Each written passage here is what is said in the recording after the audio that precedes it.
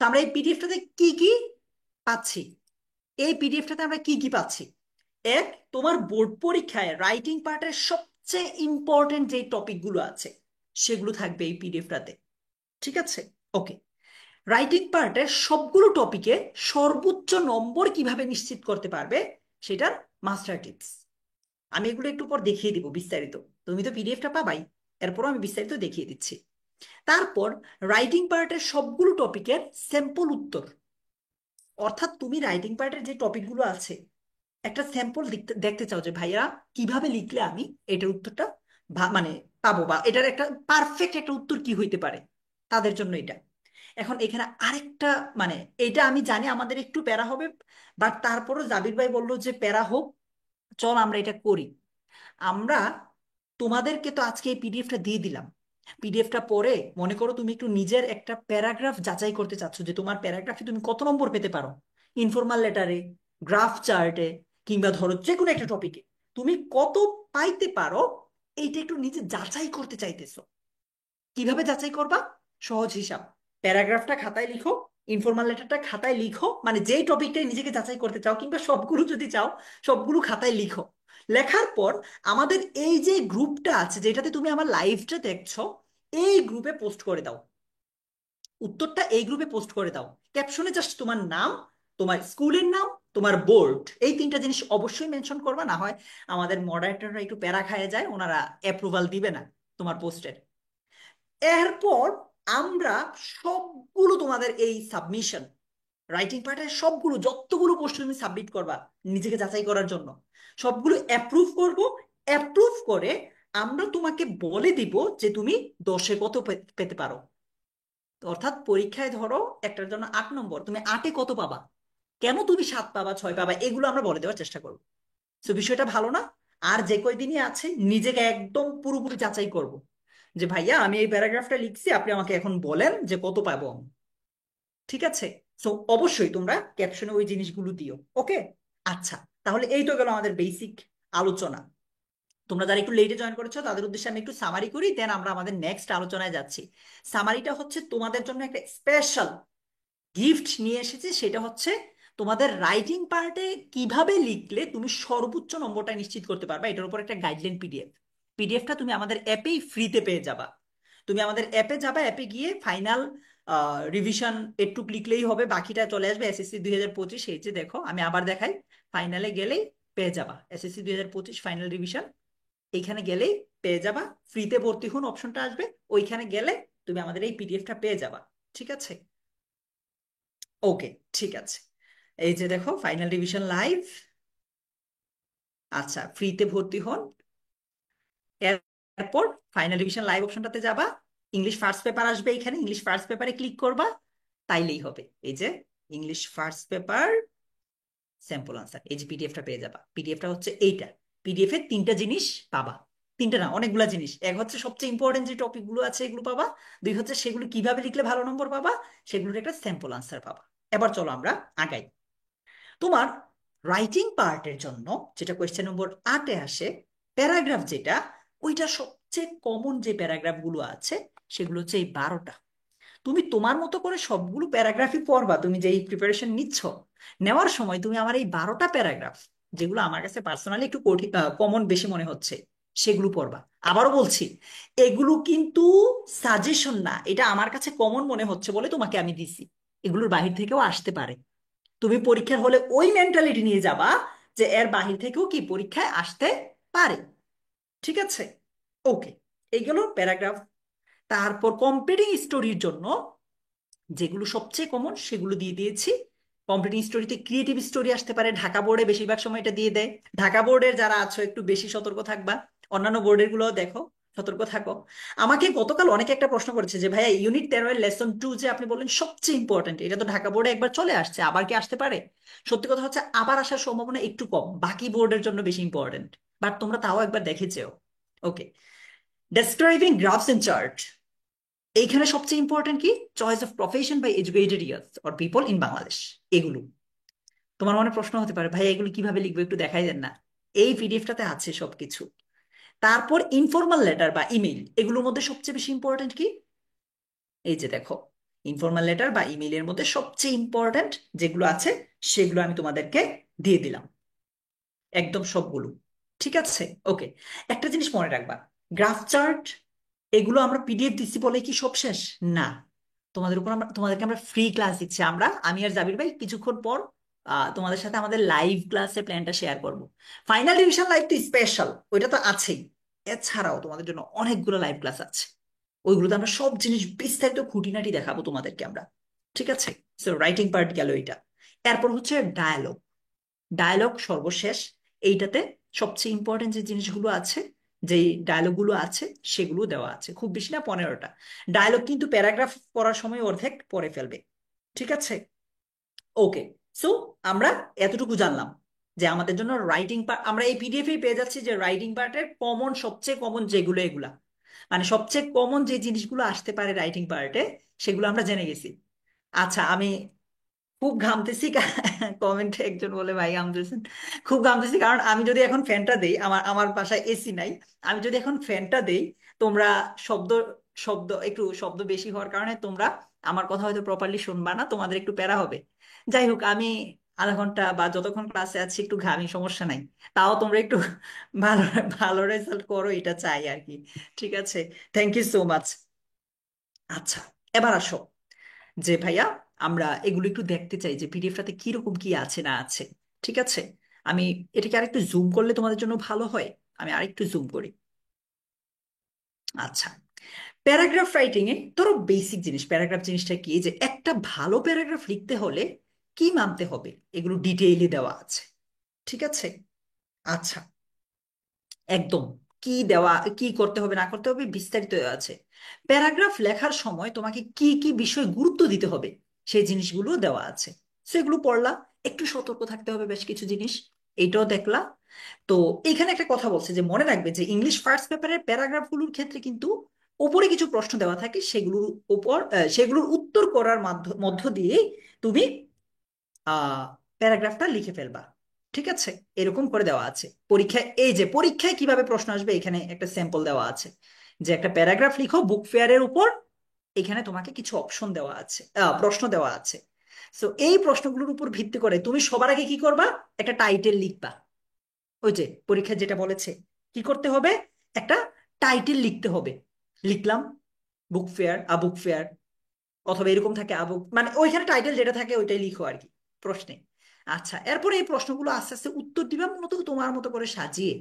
এমন করবা না যে মানে অনেকে আমরা যে ভুলটা করি, এ লিখে উত্তর করি, বি লিখে উত্তর করি না। প্যারাগ্রাফ একটা প্যারাতে লিখবা, এইটাও মাথায় রেখো। প্যারাগ্রাফ কি হবে, একটা প্যারাতে হবে, একাধিক প্যারাতে হবে না। এখন তোমরা অনেকে আমাকে কোয়েশ্চেন করবে যে ভাইয়া কত পেজ লিখবো। পিডিএফ এ লিখা আছে, তুমি দেখো প্যারাগ্রাফটা কত বড় লিখেছি। তোমার কাছে মনে হতে পারে ভাইয়া এত ছোট প্যারাগ্রাফ, এইটা যদি তুমি খাতায় লিখো তখন দেখো এটা কত বড় হয়ে যায়। ঠিক আছে, আচ্ছা। সো প্যারাগ্রাফ হবে একটা প্যারাতে। আইডিয়ালি যদি চিন্তা করি 1.5-2 পেজ হয়ে যায়, প্যারাগ্রাফ 1.5-2 পেজ হয়ে যায়। তোমরা কে কয় পেজ লিখো একটু আমাকে বলো তো। জান্নাতুল মাওয়া, তারপর জীবন, শাহরিয়ার নাফিজ, অনিক ইসলাম ফাহাদ, ভাইয়া তোমরা কে কয় পেজ লিখো প্যারাগ্রাফ একটু আমাকে বলো তো, আমি একটু দেখতে চাই। এঞ্জেল সারা আইডি থেকে যে জয়েন করেছো ভাইয়া, একবার পরে যেও লিস্ট, হ্যাঁ, একবার পরে যেও, আসতে পারে। বর্ষা একটু কম, আনসিন হয়তো বা আসতে পারে, বাকিগুলো একটু কম। বলো তো কে কয় পেজ লিখো প্যারাগ্রাফ।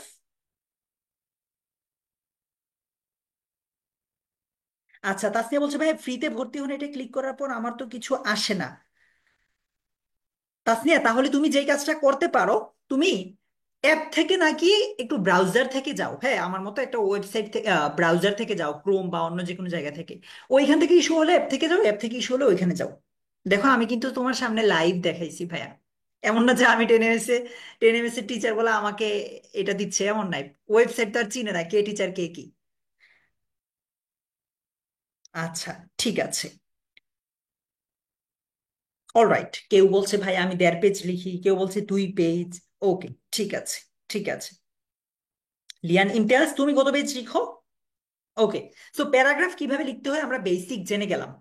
কেমন, একটা জিনিস মনে রাখবা, প্যারাগ্রাফ লিখার ক্ষেত্রে যদি মানে তুমি overall English first paper second paper যেটার ক্ষেত্রে বলি, কোনো কারণে কমন না আসলেও যে কোনো ভাবে লিখে আসবে আর কি। হ্যাঁ, আচ্ছা। সো প্যারাগ্রাফ আমরা এগুলোকে উত্তর করতে গেলেই মূলত মানে এগুলোর উত্তর এবিসি দিয়ে লিখবো না, প্যারা স্টাইলে লিখবো, মানে একটা প্যারাতে লিখবো। 1.5-2 পেজ যে যেভাবে লিখো সর্বোচ্চ যতটুকু পসিবল হয় লিখবা। এটা আসলে অনেকের ক্ষেত্রে ভেরি করে, কারো হাতের লেখা ছোট, কারো হাতের লেখা বড়। সো এটা তো আসলে ডিপেন্ড করে, তাই না? ওকে, প্যারাগ্রাফের পরে আমাদের আরেকটা টপিক হচ্ছে কমপ্লিটিং স্টোরি। কমপ্লিটিং স্টোরি নিয়ে অবশ্যই কিছু জিনিস মাথায় রাখবা। কি কমপ্লিটিং স্টোরি? এইটার ক্ষেত্রে তোমাকে অবশ্যই এখানে সবকিছু ডিটেইলে দেওয়া আছে, প্লিজ পিডিএফটা সংগ্রহ করে নিও। আর অবশ্যই তোমরা, আমি রিকোয়েস্ট করবো তোমাদেরকে, আজকে থেকেই যদি সম্ভব হয় আজকে থেকেই গ্রুপে তোমার এই জিনিসগুলো দিতে শুরু করো, পোস্ট করতে শুরু করো। আমরা খাতা দেখে তোমাকে নাম্বার বলে দিব যে তুমি কত পাচ্ছ কত পাচ্ছ। যারা পরে এসেছো তারা মিস করেছো। তুমি রাইটিং পার্টের যে কোনো টপিকের উপর লিখে, যে কোনো টপিকের উপর লিখে একটা ধরো কমপ্লিট স্টোরি লিখো। লিখার পর আমাদেরকে দেখাও যে ভাই আমরা কত পেতে পারি এখানে, 10-এ, 8-এ, 12-তে, মানে যত আছে আর কি। ঠিক আছে?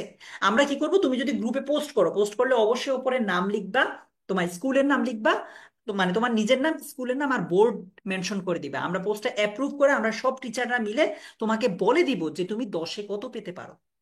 এটা সবাই একটু করো কষ্ট হলেও, বাট তোমার এটা অনেক কাজ দিবে। সো স্টোরি রাইটিং এর ক্ষেত্রে আমরা এই জিনিসগুলো দেখব। দেখার পর একটা যদি কোয়েশ্চেন দেখি যে এই যে এই প্রশ্নটা একটু দেখো, স্টোরির ক্ষেত্রে এই ব্যাপার এই জায়গাটাতে আমরা অনেকে ভুল করে ফেলি। তুমি অবশ্যই একটা টাইটেল দিবা। স্টোরির ক্ষেত্রে কি দিতে হবে আমাদেরকে? অবশ্যই একটা টাইটেল দিতে হবে, যেটা আমরা মিস করে ফেলি। অ্যাট্রাকটিভ একটা টাইটেল দিব। তারপর এই জায়গায় যে জিনিসটা মানে অলরেডি পরীক্ষার স্টোরিতে যে যে অংশটা দেওয়া থাকে ওইটাও অ্যাড করো।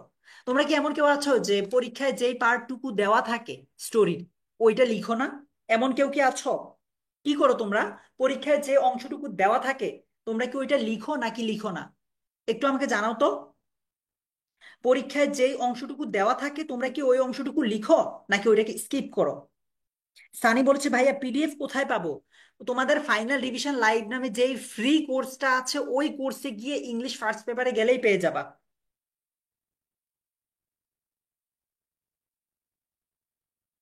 আফরা, বুঝেছো ভাইয়া পিডিএফটা কোথায় পাবা?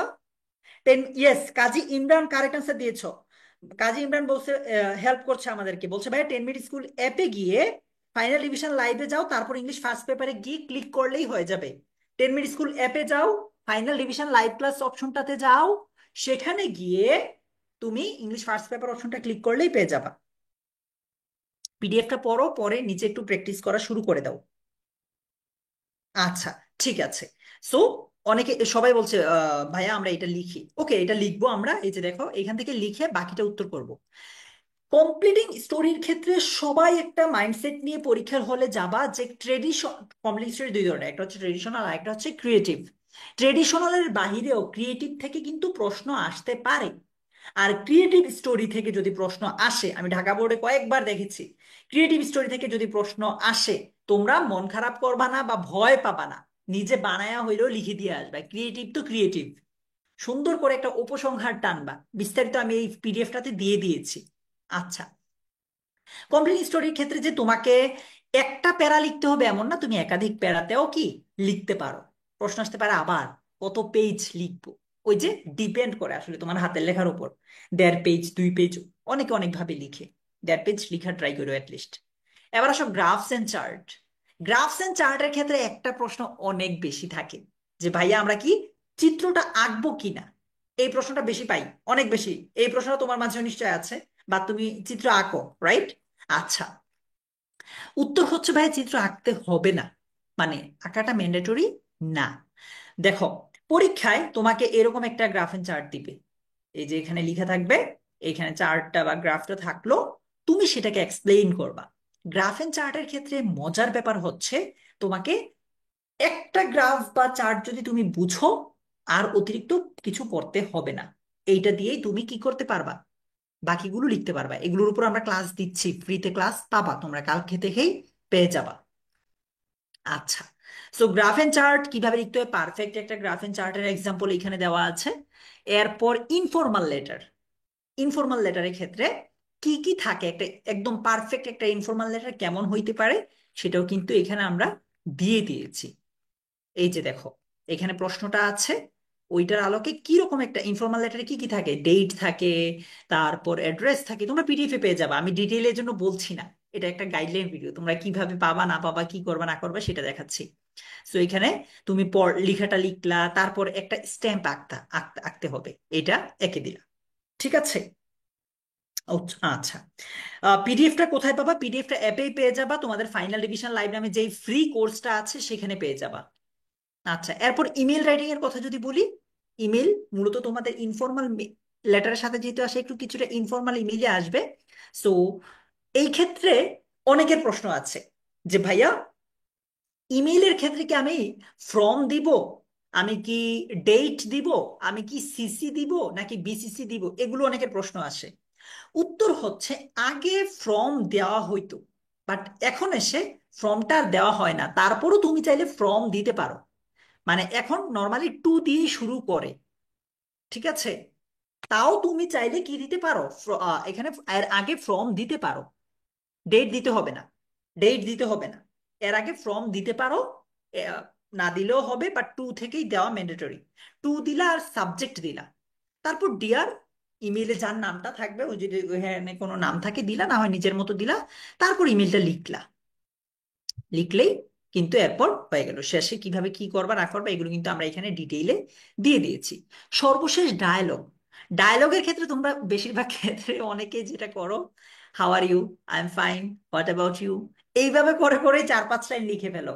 এইটা করা যাবে না, এইটা করলে ইনস্ট্রাক্টর বা টিচার বিরক্ত হয়ে যাবেন। ঠিক আছে? এটা কি করা যাবে না। সো বেসিক কিছু গাইডলাইন টিপস আছে, তোমরা এগুলো একটু পড়বা। একটা ডায়ালগের আমরা আদর্শ ডায়ালগ দেখি। কোয়েশ্চেনটা কি? Write a dialogue between you and your friend about the uses and abuses of mobile phone. Mobile ফোনের ব্যবহার অপব্যবহার। তুমি চাইলে শুরুতে ডায়ালগের টাইটেলটা এখানে দিতে পারো। একটু আমাকে জানাও তো, তোমরা কি ডায়ালগের এমনি টাইটেল দাও, নাকি এইভাবে লিখে ফেলো answer to the question number এত, তারপর ডিরেক্ট লিখে ফেলো? একটু বলো আমাকে। এইখানে যেমন একটা টাইটেল দিয়ে দিয়েছি যে dialogue on the uses and abuses of mobile phone, তুমি চাইলে এটা দিতে পারো, দেখতে সুন্দর লাগছে, টিচার বুঝবে যে তুমি একটু সাজিয়ে লিখছো। সো একটু বলো তো, তোমরা কি ফারহা ডায়ালগের এইভাবে টাইটেল লিখো? আলাদা করে কি তোমরা ডায়ালগের এইভাবে টাইটেল লিখো? সিনথিয়া টাইটেল দেয়, তারপর মারুফ টাইটেল দেয়। আচ্ছা, ইমরান বলছে ভাই, লেটার আর ইমেল কি এক পেজে লিখতে হবে? ইনফর্মাল লেটার হইলে এক পেজে লিখতে হবে না, তুমি চাইলে একাধিক পেজে লিখতে পারো। ফর্মাল লেটার যেখানে হবে সেখানে তুমি এক পেজে লিখতে হবে। ইমেইলও তো ইনফর্মাল না ফর্মাল তুমি বুঝবা। ইমেল যদি একটু কনসাইজ হয়, তারপরও তুমি চেষ্টা করো আর কি। ওকে, তারপর দেখে আর কি আছো। হ্যাঁ, টাইটেল দেয়, থ্যাংক ইউ সো মাচ, এই তো সাবাস সাবাস। আমরা একটা টাইটেল দিব এইভাবে।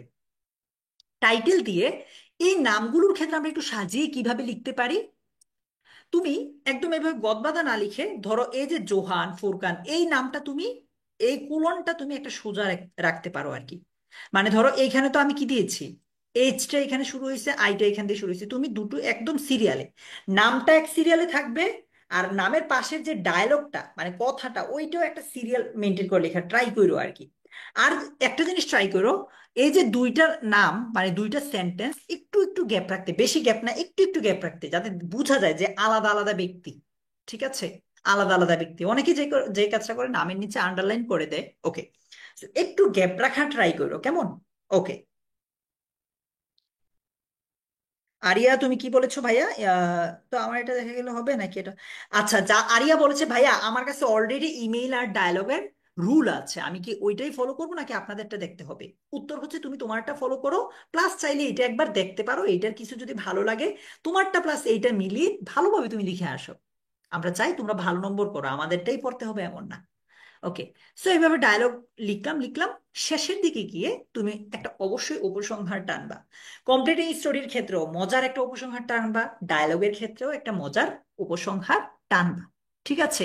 এই তো তোমাদের রাইটিং পার্টের ওভারঅল একদম এ টু জেড গাইডলাইন। আবারও বলছি, তুমি এই পিডিএফটাতে রাইটিং পার্টের সবচেয়ে ইম্পর্টেন্ট যে টপিকগুলো আছে সেগুলো পাবা। এইটার উপর পুরাপুরি নির্ভরশীল হইও না।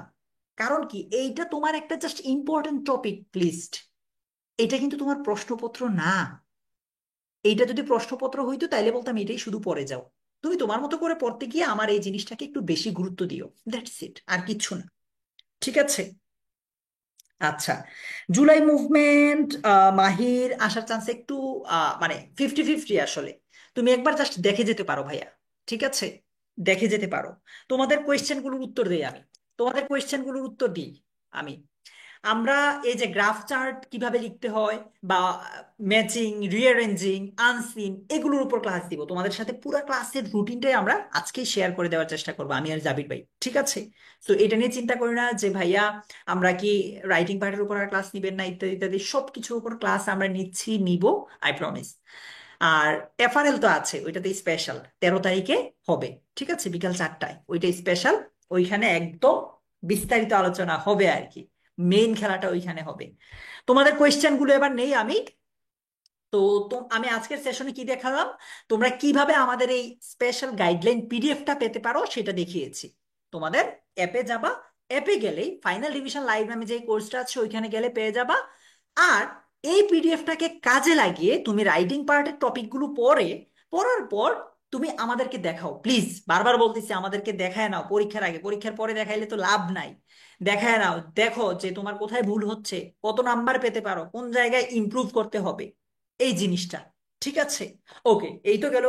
থার্ড যে জিনিসটা, এই পিডিএফ এ আমি তোমাদেরকে স্যাম্পল লিখার নিয়ম, সবচেয়ে ইম্পর্টেন্ট যে টপিকগুলো আছে সেগুলো দিছি, সেগুলো কাজে লাগাও, পড়ো, নিজের মতো করার পাশাপাশি এগুলোকেও একটু গুরুত্ব দাও। ঠিক আছে।